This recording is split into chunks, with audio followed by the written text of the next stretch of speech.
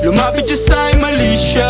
Atensyon malabong makuha ng babaeng unang gabi lang nakita. At di ko kilala si Tisha, mas lalo naman si Felicia. Itigil mo yung paghihinala mong sa diskarte ko na masira. Mahal, marami pa akong gustong tuparin, di lang para sa'kin, para sa'yo din. Sa ngayon hayaan mo kong tagusin ang bagay na dati di ko kayang gawin.